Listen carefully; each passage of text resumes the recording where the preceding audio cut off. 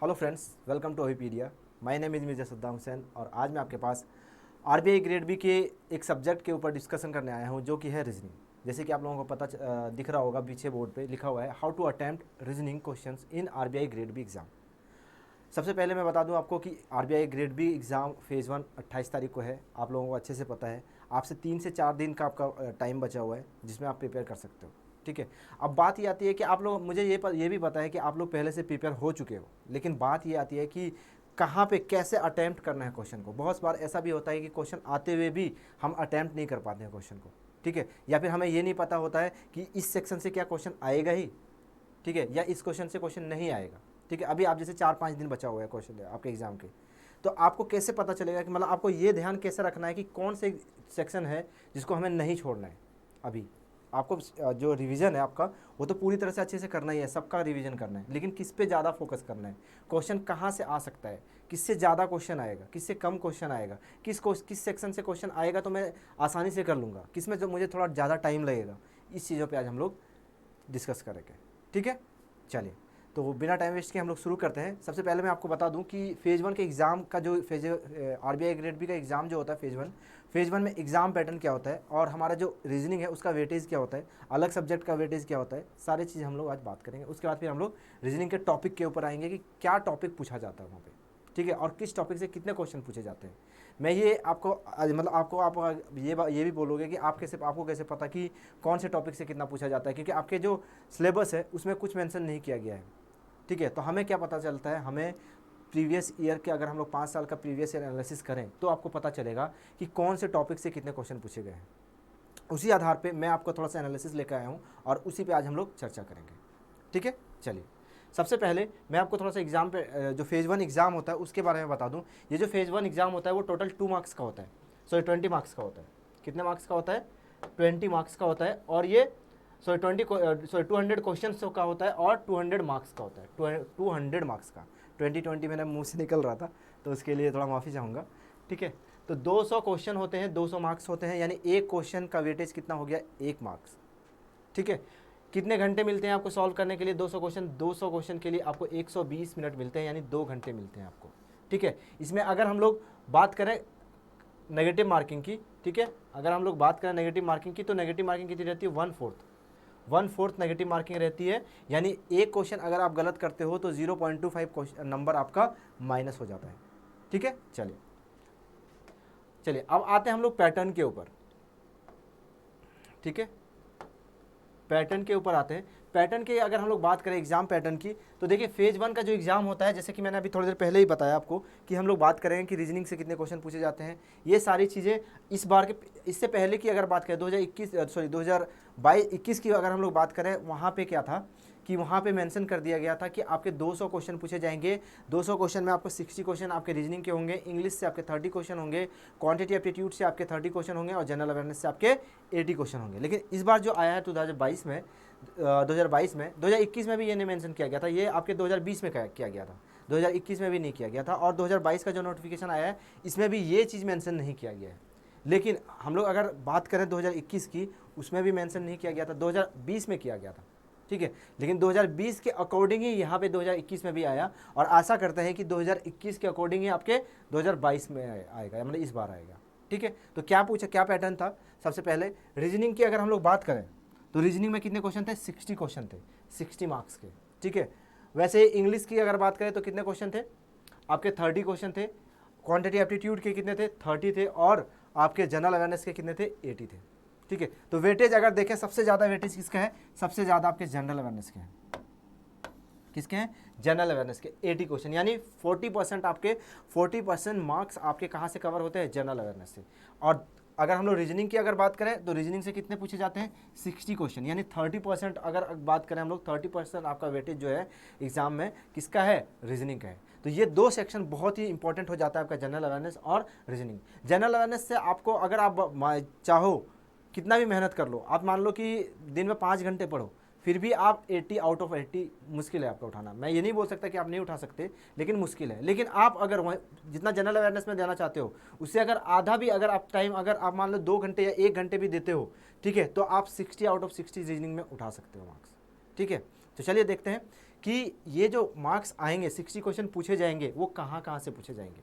ठीक है, चलिए तो टॉपिक देखते हैं रीजनिंग के बारे में। तो टॉपिक की अगर हम लोग बात करें, ठीक है, और ये मैं अभी के बारे में नहीं बता रहा हूँ कि ये जो मैंने ले लिया है टॉपिक, ये टॉपिक पिछले 5 साल का मेरा एनालिसिस है कि किस टॉपिक से कितने क्वेश्चन पूछे गए हैं, और उस वही टॉपिक को मैंने लिया है कि इस टॉपिक से ही क्वेश्चन पूछे जाते हैं। ठीक है, इस टॉपिक से क्या है, क्वेश्चन पूछे जाते हैं। ठीक है, तो चलिए, तो अगर सबसे पहले किससे किससे क्वेश्चन पूछा जाता है मैं बता दूं आपको। सबसे पहले क्वेश्चन की अगर हम लोग बात करें तो अल्फा न्यूमेरिक सीरीज से भी क्वेश्चन रहता है, अल्फा न्यूमेरिक सीरीज से क्वेश्चन रहता है। इसके अलावा कोडिंग डिकोडिंग से क्वेश्चन पूछा जाता है आपका। ठीक है, कोडिंग डिकोडिंग से, इसके बाद सिलॉग से, ठीक है, डायरेक्शन सेंस से, इनइक्वालिटी से क्वेश्चन पूछा जाता है, रैंकिंग एंड ऑर्डरिंग से क्वेश्चन पूछा जाता है आपका। ठीक है, ब्लड रिलेशन से क्वेश्चन पूछा जाता है, सीटिंग अरेंजमेंट और पजल, ये 2 बहुत ही इंपॉर्टेंट टॉपिक है। ठीक है, अभी मैं बताऊंगा आपको कि कितने क्वेश्चन पूछे जाते हैं, ये भी मैं बताऊंगा अभी, लेकिन आप बस टॉपिक याद रखें कि सीटिंग अरेंजमेंट से क्वेश्चन पूछे जाते हैं, मशीन इनपुट और आउटपुट से भी क्वेश्चन पूछे जाते हैं। ठीक है, इसके अलावा स्टेटमेंट एंड अजम्पशन, ठीक है, स्टेटमेंट एंड अजम्पशन से भी क्वेश्चन रहते हैं 1 से 2। इसके बाद डाटा सफिशिएंसी से भी क्वेश्चन पूछे जाते हैं या फिर पूछे गए हैं। ठीक है, तो मैं आपको बता दूं कि ये जरूरी नहीं है कि ये सारे के सारे टॉपिक से क्वेश्चन इस बार भी आएगा, ये जरूरी नहीं है, लेकिन मैं ये बता दूं आपको कि इसी टॉपिक से रहेगा, ये बता दूं आपको। जरूरी नहीं है कि अल्फा न्यूमेरिक सीरीज से रहेगा ही रहेगा, नहीं, ये जरूरी नहीं है, लेकिन अल्फा न्यूमेरिक सीरीज भी रह सकता है, ये चीज़ मैं बता रहा हूँ आपको। ठीक है, हो सकता है कि आपका कोडिंग और डिकोडिंग से ना रहे, लेकिन अल्फा न्यूमेरिक सीरीज से आ जाए। ठीक है, तो ये सारे टॉपिक आपको तैयार रखने हैं, ये बस आप मान के चलिए, अगर 60 आउट ऑफ 60 उठाना चाहते हो आप, तो ये सारे टॉपिक आपको क्या करना है, तैयार करके रखना है। अगर पिछले 5 साल की अगर हम लोग बात करें और एवरेज निकालें कि किससे कितने क्वेश्चन पूछे गए हैं, ठीक है, तो मैं बता दूं आपको कि ये जो अल्फा न्यूमेरिक सीरीज है, इससे 3 से 4 क्वेश्चन पूछे जाते हैं, सॉरी 3 से 5 क्वेश्चन। ठीक है, कोडिंग डिकोडिंग से भी 3 से 5 क्वेश्चन ही पूछे जाते हैं। सिलॉग से 5 क्वेश्चन रहता ही रहता है, हर बार 5 क्वेश्चन रहा है, इसमें 3 और 5 का कोई चक्कर नहीं, इसमें 5 क्वेश्चन ही पूछा जाएगा आपसे। इसके बाद डायरेक्शन सेंस से भी 3 से 5 क्वेश्चन पूछे जाते हैं। ठीक है, इनइक्वालिटी से भी आपके 5 क्वेश्चन हर बार पूछा गया है। ठीक है, इनइक्वालिटी से क्वेश्चन पूछा ही जाता है और 5 क्वेश्चन का वो इनइक्वालिटी रहता है। ठीक है, इसके अलावा रैंकिंग ऑर्डरिंग से आपके 2 से 3 क्वेश्चन रहते हैं, ये जरूरी नहीं है कि हर बार रहे, लेकिन रहते हैं, पूछे गए हैं, जितने बार पूछे गए हैं 2 से 3 क्वेश्चन ही पूछे गए हैं। ठीक है, इसके अलावा ब्लड रिलेशन से भी आपके 3 से 5 क्वेश्चन पूछे जाते हैं। ठीक है, लेकिन ब्लड रिलेशन से का ये चीज़ है कि हर बार पूछा गया है ब्लड रिलेशन। ठीक है, डायरेक्शन सेंस भी हर बार पूछा गया है, आपके इनइक्वालिटी है, ये भी हर बार पूछा गया है। ठीक है, तो ये सारे क्वेश्चन ये हर बार पूछे जाते हैं। अगर हम लोग बात करें सीटिंग अरेंजमेंट की, तो सीटिंग अरेंजमेंट से सबसे ज़्यादा क्वेश्चन पूछे जाते हैं। आपके यहाँ पे 10 से 15 क्वेश्चन रहते हैं यहाँ पे, तो मान लीजिए 15 क्वेश्चन रहता है, ये 3 सीटिंग अरेंजमेंट रहता है ज़्यादा। ठीक है, 2 से 3 सीटिंग अरेंजमेंट रहेगा आपका। सीटिंग अरेंजमेंट, एक सीटिंग अरेंजमेंट आप सॉल्व करोगे तो आपके 5 क्वेश्चन सॉल्व होंगे। ठीक है, वैसे ही आपके जो ये पजल है, पजल अगर मान लीजिए आपको यहाँ पे दोनों आपका क्या चलता है, एक साथ चलता है। एक साथ किस टाइप से चलता है कि अगर मान लीजिए आपका सीटिंग अरेंजमेंट में 15 क्वेश्चन पूछ लिया गया है, ठीक है, तो आपके पजल में 10 क्वेश्चन पूछे जाते हैं। ठीक है, अगर मान लीजिए पजल में से 15 क्वेश्चन पूछा गया है, तो आपके सीटिंग अरेंजमेंट में कितना क्वेश्चन रहेगा, 10 क्वेश्चन रहेगा, यानी इन दोनों से 25 क्वेश्चन रहेंगे ही रहेंगे। ये मैं मिनिमम की बात कर रहा हूँ, मैक्सिमम कितने रहेंगे, मैक्सिमम आपके 30 क्वेश्चन रहेंगे इन सिर्फ ये 2 टॉपिक से, यानी सीटिंग अरेंजमेंट और आपके पजल से कितने क्वेश्चन रहेंगे, 25 से 30 क्वेश्चन रहेंगे। ठीक है, उसके बाद मशीन इनपुट और आउटपुट से, ये हर बार नहीं पूछा गया है, लेकिन जितने बार भी पूछा गया है इसमें 5 क्वेश्चन रहते हैं। ठीक है, 5 क्वेश्चन रहते हैं। इसके अलावा सीटिंग स्टेटमेंट एंड अजम्पशन की बात करें हम लोग, तो 1 से 2 क्वेश्चन रहते हैं इससे, 1 से 2 क्वेश्चन, और डाटा सफिशिएंसी से भी 2 से 3 क्वेश्चन ही रहते हैं, 2 से 3 क्वेश्चन ही पूछा गया है। ठीक है, तो ये थे। तो अगर आप देखें तो ये 2 क्वेश्चन अगर आपको अगर ये देखें, ये जो आपका पजल और सीटिंग अरेंजमेंट है, सबसे पहली बात तो अगर हम लोग बात करें कि फेज़ 1 की, तो फेज़ 1 का अगर 2 ही सब्जेक्ट है, ठीक है, 2 अगर की आपको अगर सिलेक्शन चाहते हो आप, तो एक तो है आपका जनरल अवेयरनेस और दूसरा है आपका रीजनिंग, ये दोनों को आप छोड़ नहीं सकते।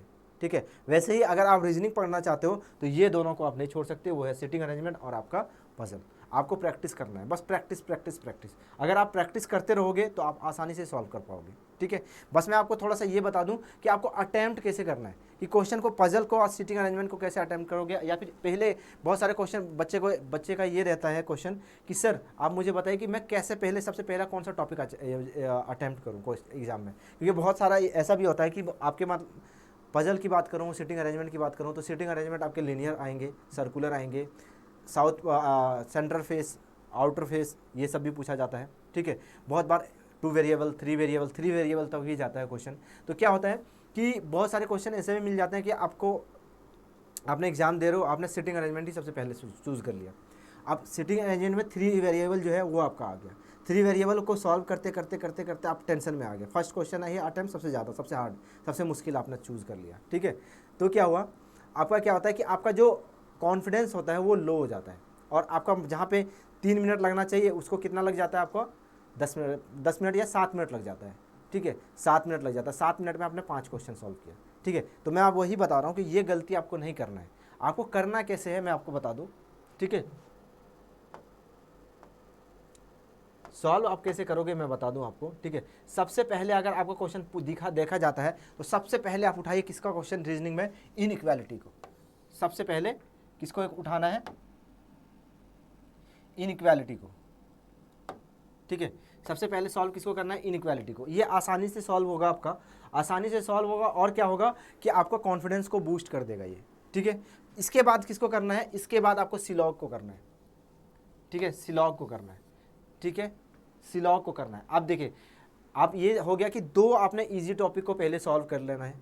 2 टॉपिक को जैसे ही सॉल्व किया आपने, आपका कॉन्फिडेंस बहुत ज़्यादा आ जाता है, ठीक है। उसके बाद आप दूसरे इजी टॉपिक पे मत जाइए, दूसरे इजी टॉपिक पे नहीं जाइए, आपको फिर जाना है सीधा सीटिंग अरेंजमेंट या फिर पजल, इन दोनों में से किसी एक को चूज़ करना है और इसको सॉल्व करना है, एक को सॉल्व करना है। सुनिए मेरी बात, एक को सॉल्व करना है, क्योंकि बहुत बार ऐसा होगा कि मान लीजिए अगर सीटिंग अरेंजमेंट 3 आया है तो आपसे 2 ही सॉल्व होगा, तीसरा सॉल्व नहीं होगा। जैसे ही तीसरा सॉल्व नहीं होता है आपसे, तो आपका कॉन्फिडेंस लेवल फिर से क्या हो जाएगा, डाउन हो जाएगा। उस टाइम आपको क्या करना है, उस टाइम आपको पजल पे नहीं जाना है, आपको पजल पे नहीं जाना है, आपको फिर आ जाना है कोडिंग और डिकोडिंग पे। समझिए बात को, कोडिंग और डिकोडिंग को सॉल्व करना है, ठीक है। कोडिंग और डिकोडिंग को सॉल्व करने के बाद आपको किसको करना है, डायरेक्शन सेंस को, ठीक है। डायरेक्शन सेंस को सॉल्व करने के बाद फिर से आना है आपको पजल में, ठीक है, फिर से आना है आपको पजल में। फिर पजल जितना में बनता है, 1 है 2 है, आपको सॉल्व आसानी से आप कर दोगे, ठीक है, इसमें कोई दिक्कत नहीं आएगी आपको, ठीक है। पजल सॉल्व करने में कोई दिक्कत नहीं आएगी, आप आसानी से पजल सॉल्व कर दोगे उसके बाद, ठीक है। पजल सॉल्व करने के बाद आपको फिर आ जाना है किसमें है, रैंकिंग ऑर्डर, और उसके बाद फिर आपको जो भी क्वेश्चन बनता है उसको सॉल्व कीजिए, ठीक है। उसके बाद आप किसी में जाइए और पूरा का पूरा सॉल्व कीजिए। ये स्ट्रैटेजी आप अपनाइए, बहुत ज़रूरी है ये चीज़। बहुत सारे बच्चे पहले टफ को कि पजल छूट जाएगा, पजल छूट जाएगा, इसके चक्कर में क्या होता है कि जो इजी क्वेश्चन रहते हैं उसको ही छोड़ देते हैं, ठीक है, और उसमें आप फंस के रह जाते हैं और उसका एग्ज़ाम ख़राब हो जाता है। तो ख़राब एग्ज़ाम को नहीं करना है, ठीक है। आसानी से, आराम से, कूल माइंड होके आपको एग्ज़ाम देना है। और जैसे मैंने बताया आपको कैसे कि पहले किसको अटेम्प्ट करना है, उसी हिसाब से आप स्ट्रैटेजी बनाइए। और अभी नहीं, आप एक काम कीजिए, अभी 4 दिन है आपके पास, 4 से 5 दिन है। अभी जो मैंने स्ट्रैटेजी आपको बताया कि इस टाइप से आपको अटेम्प्ट करना है, आप अभी जो टेस्ट दे रहे हो, ऑनलाइन टेस्ट दे रहे हो, वहाँ पर ऐसा ही अटेम्प्ट कीजिए। देखिए आपको फ़ायदा मिल रहा है कि नहीं। अगर फ़ायदा मिल रहा है तो अटेम्प्ट कीजिए, अगर नहीं मिल रहा है तो आपको जो स्ट्रैटेजी है वही चलते रहिए। लेकिन मेरे ख्याल से आपको स्ट्रैटेजी आप एक बार फॉलो करके देखिए, 2 दिन फॉलो कीजिए, 2 दिन में आपको फ़र्क दिखेगा, आपके अटेम्प्ट में, आपके मार्क्स में फ़र्क दिखेगा ये, ठीक है। चलिए, तो और अगर मान लीजिए मैं आपको बता दूं कि अगर आपको लगता है कि मेरा तैयार ही नहीं हुआ है, अब तैयार नहीं हो रहा है और मैं पूरा का पूरा रीजनिंग कोर्स मुझे लेना पड़ेगा, तो पूरा कोर्स लेने की ज़रूरत नहीं है। हमारे माइक्रो वर्ड्स में जाइए, अविपीडिया माइक्रो वर्ड्स में वहाँ पे क्या है कि वहाँ पे आपको क्या मिलेगा, आपको मान लीजिए कि पजल्स आपसे सॉल्व नहीं हो रहे हैं, पजल के थ्योरी क्लासेस आपको देखना है कि कैसे सॉल्व करते हैं, कैसे ट्रिक बेस में आपको आसानी से पजल सॉल्व कर लेते हैं। सीटिंग अरेंजमेंट को कैसे 2 से 3 मिनट के अंदर सॉल्व कर देते हैं, वो चाहे वो 2 वेरिएबल हो, 3 वेरिएबल हो, आराम से 3 मिनट में कैसे हम लोग सॉल्व कर पाते हैं। ये चीज़ आप देखना चाहते हो तो हमारे माइक्रो कोर्सेज में जाइए। माइक्रो कोर्सेज आप हमारे माइक्रो कोर्सेज का लिंक मैं आपको जो हमारे क्लास ये वीडियो है उसके नीचे दे दूंगा, वहाँ से आप माइक्रो कोर्सेज ले सकते हो। और 100 से आपका जो हमारा माइक्रो कोर्सेज है ना, वो आपको 10 रुपये से, जो हमारा माइक्रो कोर्सेज है ये आपके कितने रुपए से, 10 रुपये से स्टार्ट होता है और 10 रुपये से आप कोर्सेस आप अपने प्रिपेयर कर सकते हो अपने टॉपिक को। तो पर्टिकुलर टॉपिक को आप तैयार कर सकते हो बहुत ही रिजनेबल प्राइस पे, और कहीं मतलब आपको कोर्स पूरा रीजनिंग की कोर्स खरीदने की भी ज़रूरत नहीं है। आप क्या करना है, आपको आप हमारे कोर्सेज में जाना है, आपको जो मैं लिंक दे दूंगा वहाँ पे क्लिक करके आप माइक्रो कोर्स में चले जाइएगा, वहाँ से आप परचेज कर लीजिएगा। और जो भी टॉपिक आपको, चाहे वो पजल हो, चाहे वो सिटिंग अरेंजमेंट हो, चाहे वो ब्लड रिलेशन हो, चाहे वो आपके सिलॉग्स हो, कोई भी टॉपिक अगर रीजनिंग का आप चाहते हो तो यहाँ पर आपको मिल जाएगा आसानी से। ठीक है, चलिए तो आज के लिए इतना ही। तो best of luck for your exam and thank you.